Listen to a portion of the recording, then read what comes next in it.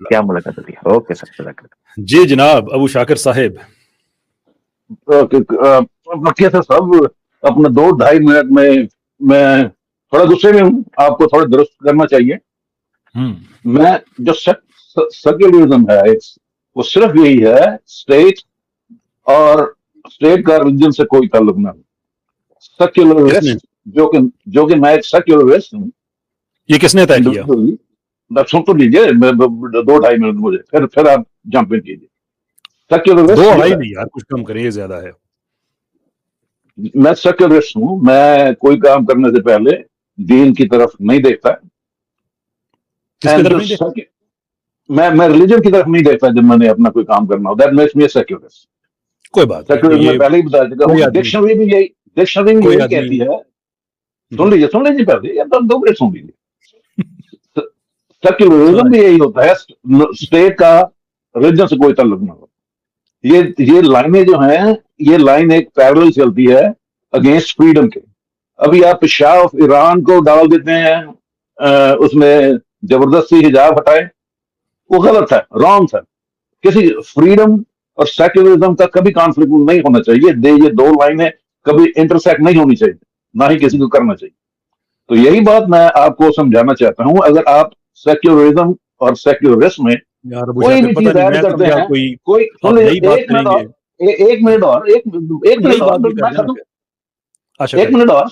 वो पूरी तरह समझ लीजिए मेरी बात को, तो फिर आप बोलिए। जो भी बंदा इसमें कुछ ऐड करता है वो बिद्दत है, और हर बिद्दत जहन्नम की तरफ जाती है। अब आप क्या कहना चाहते हैं? ये जो पैंट कोट वाले मौलवी है ना, इनको ये चीज समझाना बड़ी मुश्किल है।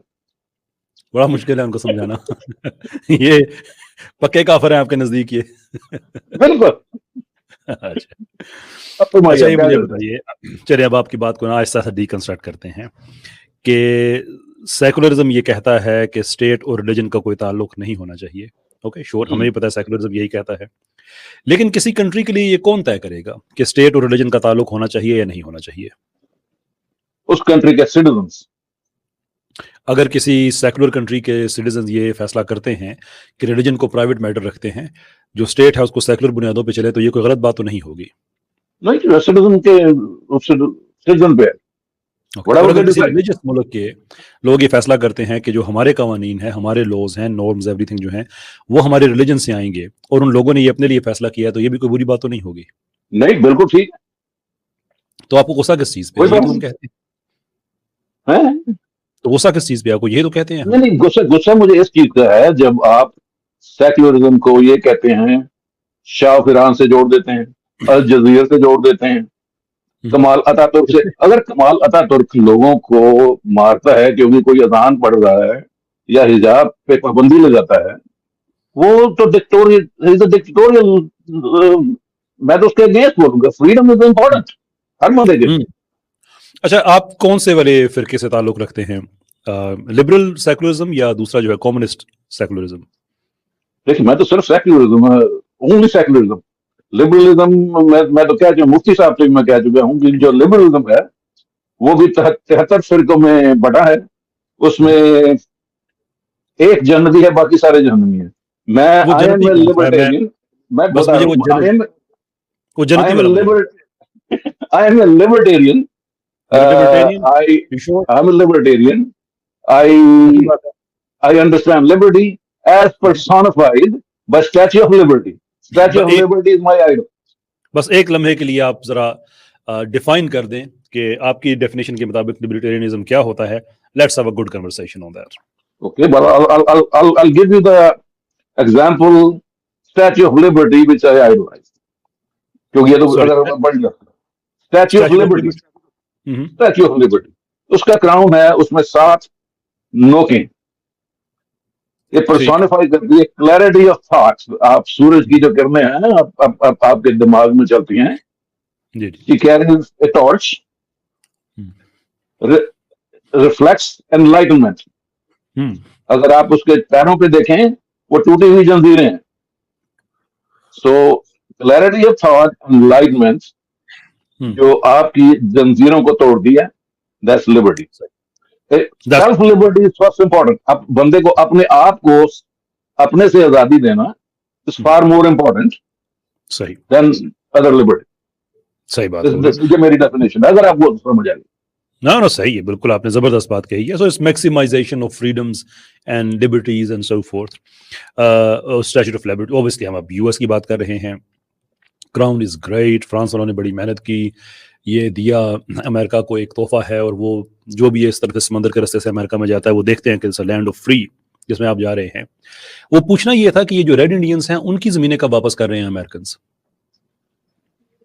भाई ये तो एक हिस्ट्री का एक बहुत लंबा हिस्सा चला गया है। सिर्फ अमेरिकन नहीं हो तो ये तो फिर स्पेन को भी वापस करनी चाहिए, पोर्चुगीज को भी वापस करनी चाहिए। तो फिर लिबर्टेरियन तो आप ना हुए हैं? फिर आप लिबर्टेरियन तो ना हुए। अगर लिबर्टेरियनिज्म का भी दिफा ये है कि बाकी भी ऐसा ही करते हैं, तो फिर आप में यूनिकनेस क्या है? नहीं, मुझे अगर कोई इंडियन मुझे कहता है ना, मैं भी इस मुल्क में जहाँ पे रेड इंडियंस रहते हैं, अगर कोई रेड इंडियन मुझे कहता है कि ये हमारा मुल्क है, लिया है तो आप चले जाएं, तो शायद मैं चला जाऊं। वो चले जाए तो बाद वाली बात की बात है ना। ये मुझे बताएं कि आपके वो वाइट पीपल लिबर्टेरियंस जिनसे आप मुतासर होके आप उनके साथ मिल गए, उनको भी अगर वो कहें कि ये हमारे इलाके हैं, यहाँ से चले जाएं, तो क्या वो भी चले जाएंगे? नहीं, पर यहाँ पर तो कनाडा में तो ट्रीटीज है ना उनके साथ, जो यहाँ पे जो रेड इंडियंस है उनके साथ एग्रीमेंट्स हैं बकायदा। अच्छा, वो ट्रीटीज किस तरह से बनी थी कि कैनेडियंस वहां पे गए, उन्होंने आगे से कहा वेलकम, आइए बैठे, खाना खाएं हमारे साथ, फिर उन्होंने खाना खाया, फिर कैनेडियंस ने कहा कि हम आपकी इतनी ज़मीन पे कब्जा करना चाहते हैं, और उन्होंने कहा कि श्योर, हम तो सदियों से इंतजार कर रहे थे कि कोई व्हाइट मैन यहाँ पे आए और अपनी ज़मीनें हम उनको दें, डॉक्यूमेंट्स दें, हम आपको साइन करके देते हैं। Is this how it went down? देखिए केसर भाई, आज हम 2023 में बैठे। श्योर, ये तो हर मुल्क की आप हिस्ट्री में देख सकते हैं, कोई ना कोई कहां से कहां हिस्ट्री में सेटल हुआ, कहीं ना कहीं से आगे। ये तो सारी दुनिया को अदला बदली करनी पड़ेगी ना। जो यहाँ के रेड इंडियंस हैं वो भी क्रॉस करके बेरिंग सी के ऊपर जो रशिया जुड़ा हुआ था, वो भी यहाँ पे माइग्रेट हुए हैं। लेकिन वो ये तो नहीं कहते ना कि हम लिबर्टेरियन, एज़टेक, मायंस, ये भी आपस में जंगे करके जमीनों पे कब्जा करते रहे। देखिए ना अबू शाकिर साहब, आप ये नहीं कह सकते ना कि कैसर मैं तुमसे बेहतर हूं लेकिन मेरे सारे काम तुम्हारे जैसे ही हैं। That's illogical। तो आप ये कहते हैं कि जो अमेरिकन है उनको छोड़ के चला जाना चाहिए वापस, ये कहते हैं ना? कहते हैं ना लिबर्टेरियन मैक्सिमाइजेशन ऑफ फ्रीडम, ये वो वगैरह वगैरह वगैरह। Why don't they start in the US? या यहाँ पे जो रेड इंडियंस रहते हैं उनको पूरी लिबर्टी है, जस्ट एज माइन। उनको लिबर्टी है कि वो जो आयरिश इमिग्रेंट्स थे, नॉट इमिग्रेंट्स एक्चुअली, जो ऑक्यूपेंट्स थे, उनको जाके कहें कि हमारी जमीनें खाली करो और जाओ वापस। उनकी उन जमीनों पे आई नहीं, वो उनकी जमीनें ही नहीं थी, तो किन की जमीनों पे कब्जा किया था कि कैनेडियंस? और यहाँ पे जितनी भी इंडियन सेटलमेंट्स हैं उन पे उनका अपना कंट्रोल है। यहाँ पे गवर्नमेंट उनको कुछ नहीं कहती, उन पे कोई टैक्स नहीं है। नहीं, लेकिन बात अभी नो टैक्सेशन। लेकिन आप स्टैच्यूट ऑफ लिबर्टी से आप कनाडा तो शिफ्ट नहीं कर सकते ना, क्योंकि अगर आप ये कहेंगे तो फिर आपको कहना पड़ेगा कि जो कनाडा है वो ज्यादा लिबरल है, ज्यादा लिबर्टेरियनिज्म को प्रमोट करने वाला है यूएस की निस्बत। देखिए ये तो मैंने कभी सोचा नहीं है पूरी तरह से, कौन किससे ज्यादा कम, तो मैं नहीं सोचा करें, गुस्सा कम किया करें, सोचा करें। ये आपको अल्लाह ताला हिदायत दे। इस उम्र में इंसान को ज्यादा इसलिए कि हम जो उम्र में आपसे जूनियर हैं, ये स्ट्रक्चर ये होना चाहिए कि हम आपसे सीखें, बजाय इसके कि आप गुस्सा करें और बाद में कहें कि नहीं ये मैंने सोचा नहीं था। ऐसा ना किया करें। आमिर भाई, anything you like to add? नहीं, वो तो हड़ताल कर रहे हैं। सॉरी जी, मैं असल में चाय का बंदोबस्त कर रहा था थोड़ा। मुझे नहीं पता अबू, जो चाय लाइव नहीं पीती तो फिर की पीती? बस मेरी प्याली काली थी, मैंने सिर्फ आपको जलाने के लिए वैसे मुंह से लगा ली थी। आपको चाय खाना से हम कड़क चाय पिलाएंगे, बेफिक्र। लिटरली जैसे ये भी वैसे अबू शाकिर भाई ये था ना, मैंने खाली प्याली मुंह को लगा ली थी। कसम से एथीइज्म एक्चुअली यही होता है। केसर भाई मैं एज ए अच्छा मेरी बारी थी अबू शाकिर भाई, सॉरी एक सेकंड प्लीज। जी मी एज ए सेक्युलरिस्ट और केसर भाई आप एज ए नॉन सेक्युलरिस्ट, हम एक दूसरे के अच्छे पड़ोसी हो सकते हैं, बैठ के चाय पिए गपशप भी लगा सकते हैं, कोई प्रॉब्लम नहीं है। चलिए अमीर साहब आप दीजिए कंट्रोल। जी बिल्कुल, बहुत शुक्रिया। कैसे भाई, मुझे हैरानगी ये है कि अबू शाकिर भाई ने जो रेड इंडियंस टर्म या जो नेटिव्स थे वहाँ के, उनके बारे में कहा कि उनके पास कंट्रोल है। ये बड़े अफसोस से कहना पड़ता है कि जो वहाँ की डिटेल डॉक्यूमेंट्री सामने आई नेटिव्स को लेके, उनमें पता चलता है कि खाली टेक्सास के अंदर किस तरीके से इनकी गर्दनों को कुचल के नेटिव्स को हटाकर उनकी जगहों पर कब्जा किया गया। क्योंकि वहां पर जब ये ऑयल रिफाइनरीज निकली हैं, टेक्सास एक बड़ा नाम है, एक वेल रिच स्टेट है अमेरिका के अंदर, तो वो कैसे उनको हटा, पूरा बकायदा कल्चर है वेस्टर्न वहां पर, और किस तरह इनकी एंट्री होती थी, किस तरह इन लोगों ने किया। मैं अबू शाकिर भाई की हिम्मत पर हैरान हूँ, और इस तरीके से जो साउथ अमेरिका है वहां पर किस तरीके से धकेल कर बड़ी इनकी खेप को बॉर्डर पार करवाया गया, और कैसे उनके पानी के ऊपर कब्जे किए गए हैं। ये बकायदा यूएन के अंदर रिपोर्ट्स दाखिल की गई थी जब चाइना के ऊपर आरोप लग रहे थे इंडिया के साथ टसल के ऊपर, तो उस वक्त बकायदा इस तरह की रिपोर्ट्स आना शुरू हो गई थी। ये ट्रम्प का दौर था, तब मैंने ये रिपोर्ट्स वगैरह पढ़ी थी। तो अबू शाकिर भाई की हिम्मत है, यही कह सकते हैं। असल में अबू शाकिर भाई का स्टेक कोई नहीं है ना इधर ना उधर, सुकून से बैठे हैं, तो ना यानी उस पार्टी में है ना उस पार्टी में है, बस बोलना ही है जो मर्जी। यानी मैं तो बीइंग अ मुस्लिम बात करूंगा ना, या अमेरिकन बात करेगा वो बीइंग अमेरिकन बात करेगा क्योंकि वो वहां का है। अच्छा, नेटिव बात करेगा वो वहां की नस्ल होने के एतबार से बात करेगा। अबू शाकिर भाई इधर से ट्रैवल किया, पता नहीं इंडिया से या पाकिस्तान से हैं, इधर से ट्रैवल किया, जाके वहां बस गए, नेशनल हो गए, बच्चे शादीशुदा हो गए, अकेले बैठे हैं, रिटायर जिंदगी गुजार रहे हैं, उनको परवाह। तो अबू शाकिर भाई को मैं सीरियस नहीं लेता, मैं ऑनेस्टली बता रहा हूँ जी। ओवर टू यू जी, आगे बढ़ते हैं। Okay, no thank you. बाकी बाकी तो बात आपने बिल्कुल ठीक की है। इनजस्टिसेस तो उनके साथ से बहुत हुए हैं, और ये भी बात ठीक है। जब मैं यहाँ पे कनाडा में आया था अपनी फैमिली के साथ, मुझे तो है नो आइडिया कि यहाँ पे क्या हुआ क्या नहीं हुआ। एंड यहाँ पे आके I lived a better life. तो ये एक बुरी जो बात हुई जो उनके साथ हुआ है, साउथ खासकर यूएस और साउथ अमेरिका में, सो एक्नॉलेज करता हूँ। और बाकी जाते जाते थैंक यू, थैंक यू। जाते जाते केसर साहब, मैंने आपकी जो इंटरव्यू सुनी अहकामाते दीन और तज़किया नफ्स के बारे में, तो माशाअल्लाह I was glued to it the whole hour and half. मैंने इतना लंबा वक्त, इतनी लंबी इंटरव्यू नहीं सुनी, and I was amused. You were amused? What does that I mean? was amused. वो लंबी बात हो जाएगी, आप दूसरों से बात Sure you wanted to use some other word? नहीं, मैं सिर्फ यही कहना चाहिए कि ये आप जो है ना सेक्युलरिज्म में ऐड ना करें। ये कम्युनिज्म में भी उसको घुसेड़ दिया अपने पॉइंट को बढ़ाने के लिए। आप अक्सर जो है कभी कभी आप झूठ भी बोल देते हैं केसर भाई। अच्छा, मैं माफी चाहता हूँ अगर आपकी एग्जाम्पल दे देता हूँ। चाहता हूँ अगर मैंने कभी आपकी तारीफ कर दी तो। मैं नहीं, एग्जाम्पल दे देता हूँ मैं आपको, अगर चाहें तो। मैं आपके पीठ पीछे नहीं कह रहा मैं। जी दे। ओके, आपकी जो इंटरव्यू हुई थी इंजीनियर साहब से, आपने अपने पॉइंट को एडवांस करने के लिए आपने कहा था कि हिंदुस्तान में जो जेनोसाइड के माहिरीन हैं वो कहते हैं कि कश्मीर में 9 पॉइंट पे पहुंच गए हैं और इंडिया में 10 जेनोसाइड वहां पे होने वाला है। तो ये जेनोसाइड नहीं, कश्मीर में आपने 8, कश्मीर में 9 और बाकी इंडिया में 8 नंबर आपने दिया था। तो ये जो है जेनोसाइड वॉच, मैंने आपको फैक्ट चेक किया, उसकी इंटरव्यू जो है उनका जो है जो जेनोसाइड वॉच वाला, उसकी करण ठाकुर से इंटरव्यू है और वायर में उसकी इंटरव्यू है। उसने हिंदुस्तान में 5 पॉइंट रखे हैं, 8 भी नहीं 9 भी नहीं। अगर आप उसके हवाला दे दें तो बता, बस इतनी सी बात थी, इतनी सी बात। ये सवाल करने से पहले अगर आप झूठ का फतवा दे दें तो ये कितनी ऑनेस्टी की बात है।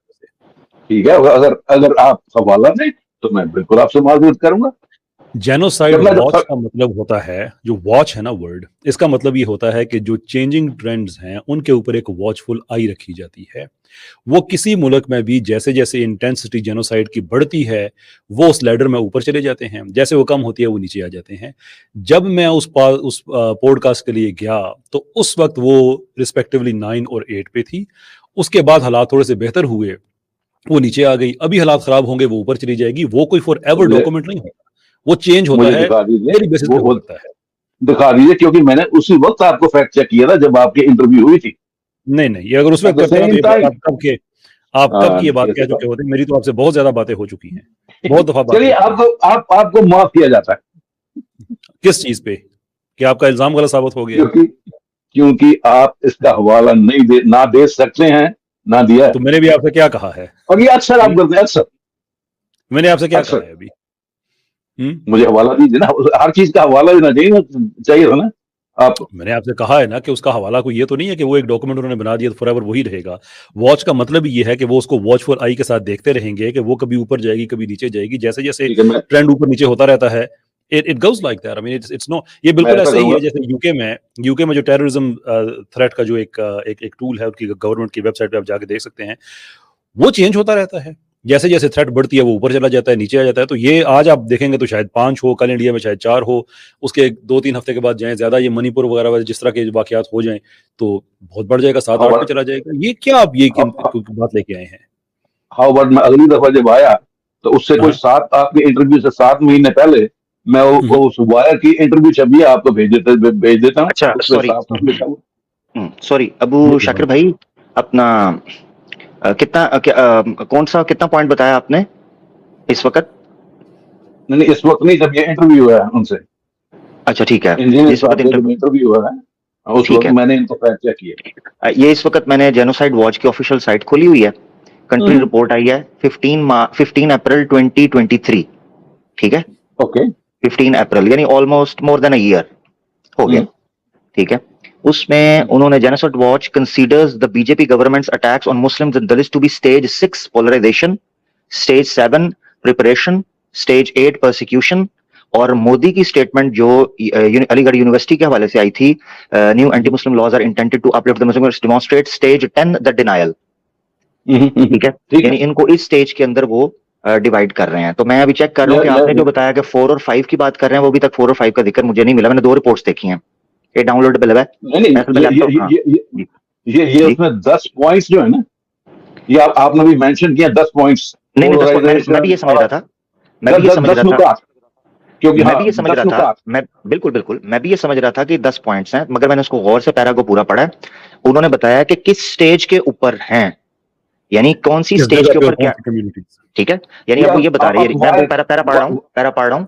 अगर वो आप सही कह रहे हैं कि वो जो 10 पॉइंट्स होते हैं, उन्होंने 10 पॉइंट्स मेंशन नहीं किए, यानी स्टेज 6 को मेंशन किया है। बाज एरिया, बाज यानी मुस्लिम और दलित्स के बारे में जो बीजेपी की गवर्नमेंट कर रही है, वो इस स्टेज के ऊपर है।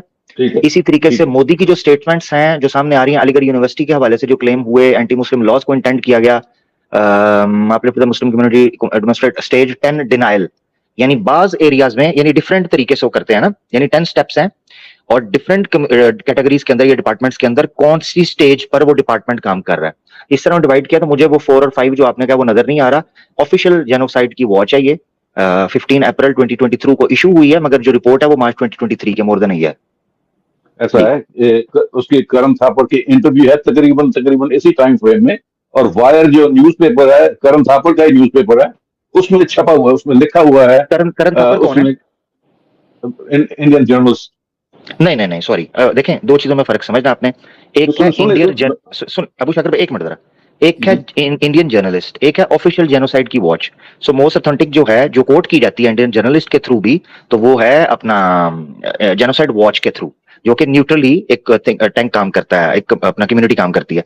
इंडियन जर्नलिस्ट है, इंडियन जर्नलिस्ट कई लोग तो ये कह रहे हैं सब अमन है, सब शांति है, वो तो सारा, वो तो महंगाई का जिक्र भी नहीं करते, उनके नजदीक तो अचीवमेंट ही कुछ और है।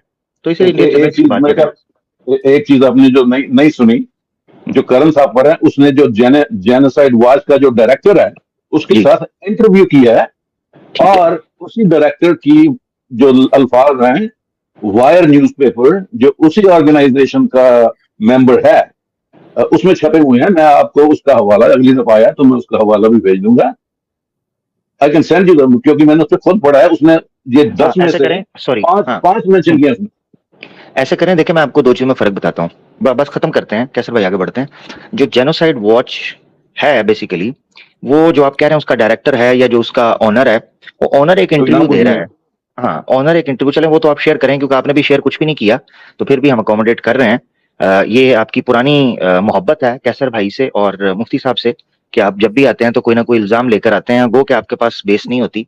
एक बार मुझे तो याद है कि 1 घंटा आपका इंतजार किया था कि आप लिंक लेकर आएंगे, मगर वो जो आपने क्लेम किया था वो उससे निकला नहीं, फिर बाद में आपको माफी मांगनी पड़ी थी। खैर कौन सा चले कोई कौन बात सा नहीं। किस हाँ बात की बात है? कभी नहीं हुआ मेरे साथ है जो आप नहीं नहीं, क्लेम वो कर रहे मुफ्ती, हैं। हाँ मुफ्ती साहब के साथ हुआ था नहीं मामला नहीं बाद हुआ, में। कभी भी नहीं हुआ, नहीं हुआ, एक बार भी नहीं ऐसा नहीं हुआ, बताइए कब हुआ? हाँ जी जी, वो भी मैं देख के बताऊंगा, नहीं आप भी हुआ जब देख जी, के नहीं बताएंगे हुआ। मैं बताऊंगा। बताइए, नेवर हैपन, अमीर साहब, नेवर हैपन। आपके सामने चले मैं कह रहा हूँ, बताइए। अबू शाकर साहब इजाजत है अब। ऑलराइट, ओके, ठीक, आप गुस्से में नजर आ रहे हैं। बाय। अच्छा जी, इस वक्त ख़वातीनो हज़रात हम ट्विटर पे भी लाइव हैं और यूट्यूब पे भी लाइव हैं। तो ट्विटर के जो हज़रात हैं आप वहाँ पे कमेंट्स कर सकते हैं, लेकिन आपके कमेंट्स अनफॉर्चुनेटली यहाँ पे शो नहीं किए जा सकते, टेक्नोलॉजी अभी इतनी एडवांस नहीं है। लेकिन मैं ट्विटर पे भी हूँ, तो एक कमेंट है बड़े मज़े का जो मैं पढ़ना चाहूँगा कि जो हमारी ये स्पेस है, जो माफ़ी चाहता हूँ, जो स्ट्रीम है, इसका जो उन्वान है is your ism better than Islam. तो नीचे डार्विन साहब एक हैं, उन्होंने लिखा है कि my ism made the technology with which you can ask this question, your ism Darwin. काका तू पतो की दें मंजा उथे पठे पुठे मजा नू पाने, ये वो वगैरह वगैरह। 4 दिन औरदियां पतियां वेख के या बैरूने मुल्क जाके वहां से लाइट्स पर देख के तो समझ लिया कि मैं भी गोरा हूँ। तुम्हारी टेक्नोलॉजी ना करया करो, ना करया करो, थोड़ी एम्बेरसमेंट रखो। ये आमिर भाई मुफ्ती साहब नहीं है तो मैं जी एक बात कर सकता हूँ। जी जी। मुझे एक कॉमेडी क्लिप भेजा किसी साहब ने, वो इंडियन पंजाब की एक मूवी थी कि उसमें वो कोई ना बिजली बचाने का जिक्र कर रहे थे कि हमारे दादा जान जो थे वो बड़ी बिजली बचाते थे और ये और वो भी दादा जान भी नाई की दुकान थी, तो वो सीन उन्होंने बनाया हुआ था और दादा जान भी बता रहे थे कि लाइट को वो कह रहे थे लाटू, एक लाटू साडा हुंदा सी ते ओही वलदा सी ते ये तो वो वगैरह वगैरह। तो वो अपनी बड़ी अच्छी वो बातें बता रहे थे। तो जो उनका एक कस्टमर था वो भी साथ सुन रहा, और जो वो दादा जान थे उनके जो पोते आगे नाई थे काम कर रहे थे साथ, तो वो भी बता रहे थे जी हाँ जी हमारे यहाँ बिजली बड़ी सेव की जाती थी, लाटू ज्यादा नहीं जलाते थे, ये वो वगैरह वगैरह। तो फिर जो वो अपना पढ़ाई भी असी किवें की थी ते वगैरह वगैरह। तो जो कस्टमर था वो कहता है कि अच्छा फिर की बनया की होता, यानी कि आपकी जिंदगी पर उसका क्या असर पड़ा। तो वो जो नई का वो पोता था ना काम करते करते, वो कहता है फिर असी डायरेक्ट ही डीसी लगे हैं जी, वो कटिंग करन डे और की करते हैं यहाँ पे। तो मुझे अपने जो है ना हमारे देसी एथियस्ट और लिबरल्स ये बेसिकली इस्लाम के बारे में इस तरह के ख्यालात रख के इस्लामो यानी कि जब एक्स अपने आप को कहना शुरू कर देते हैं, ये डायरेक्टली डीसी लगते फिर वो तुसी कीता की बंदा कुछ। अच्छा आगे इसमें कहेंगे जनाब, हाँ, सॉरी मेरे नहीं सामने नहीं बिल्कुल। प्रोड्यूसर साहब बैठे हैं और ये पतो की हैं और वो मुझे बड़ी अजीब नजरों से देख रहे हैं। अच्छा कैसर भाई, सॉरी जी जी। मैं कैसर भाई असल में थोड़ा मैंने ओपन कर लिया था। अबू शाकिर साहब मौजूद है पीछे, ये चले गए हैं? अबू शाकर साहब चले गए हैं जी, चले चलेंगे ठीक रिकॉर्ड है, हो रही है बात, चलें कोई, हाँ बताइए आप। कोई चलें कोई बात नहीं। अच्छा कैसर भाई आपने कितना कहा था, यानी किसको वो चैलेंज कर रहे थे आपके नंबर्स को? उस वक्त जो मुझे याद आ रहा है इंडिया में कश्मीर में जो है वो 9 और कश्मीर के अलावा जो 8 स्टेज पे एट दैट टाइम मुझे कोई तरह से याद आ रहा है। ठीक है। अच्छा ये इस वक्त मेरे सामने रिपोर्ट खुली है 2020 की, तो ऑब्वियसली जी। आपकी पॉडकास्ट तो पहले हुई है, काफी उससे काफी पहले आपकी पॉडकास्ट मेरे ख्याल 1.5 या 2 लगभग 7-8 महीने मेरे ख्याल में। 7-8 महीने हुए हैं, तो ये 2020 कर लें आप, ठीक है 2020 की रिपोर्ट है। और ये जो उसका ग्रेगोरी स्टैंटन है जो जेनोसाइड वॉच का ऑनर है, जो फाउंडिंग उसमें फादर है जेनोसाइड वॉच का, वो है, और फियोना नेबार्ट है, इनकी जॉइंट ये रिपोर्ट है।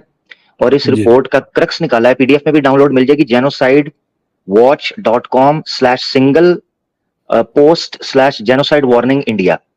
इसमें लास्ट 2 पैराग्राफ्स जो हैं हाईलाइटेड हैं, बोल्ड है फॉन्ट, उसमें लिखते हैं genocide watch considers the violent conflict in Kashmir, preparations to deport Bengali Muslims in Assam, anti-Muslim violence in North India, and continuing caste oppression all over India to be indicators of stage 6, 7 and 8।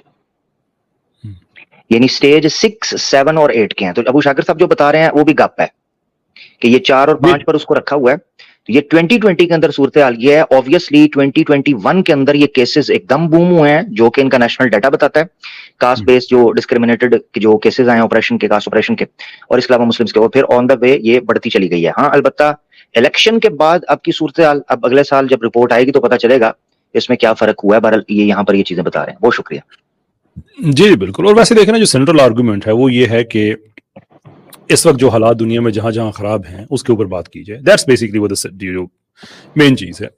अब उसके अंदर वो एक चीज जो है वो daily basis पे चेंज होने वाली है, डेली बेसिस पे तो नहीं, खैर यानी कि पीरियोडिकली जब भी उसकी रिपोर्ट आती है वो ऊपर नीचे हो सकती है, और हमें उम्मीद ये है कि वहां पे जेनोसाइड नहीं होगा, दुआ ये है लोग अमन के साथ रहें। मेन चीज डिस्कस करने वाली है वो ये है, बजाय इसके कि नहीं देखें आज 4 है और आपने 5 कहा था, और वो 5 है और आपने 6 कहा था, not much substance to it.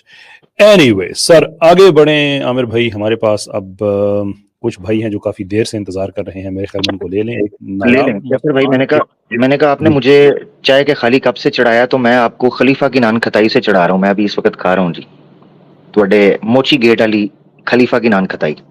नहीं हम मुझे जलाना है तो किसी ऐसी चीज से जलाएं कि जिसमें कोई नॉस्टैल्जिया हो, कोई ऐसी बात हो, बाकर खानी की बात करें। चाय मैं बोर्ड में खा रहा हूँ, क्या बात, गोल एक होता था पुराने जमाने में, नमक पारे, एक बिस्किट होता था सफेद रंग का जिसके अंदर एक सुर्ख रंग का एक मुरब्बा टाइप चीज होती थी, 1 रुपए के 16 मिला करते थे। वो इस तरह की किसी चीज से ना कोई करें कि बंदा कहे कि यार वाकई कोई चीज मिस हो रही है। ठीक हो गया। एनीवे जी, नायाब मुस्कान